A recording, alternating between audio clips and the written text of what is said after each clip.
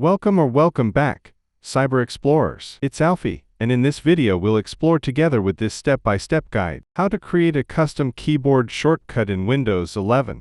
So without further ado, let's get right into it.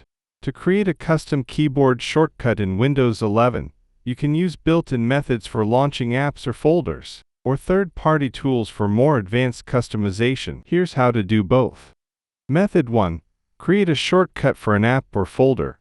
Create a desktop shortcut for an app or folder. Assign a keyboard shortcut.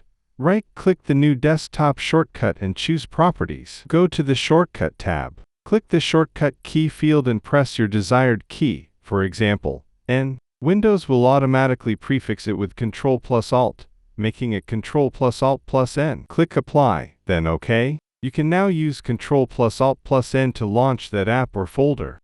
Method 2. Use Power Toys for advanced shortcuts.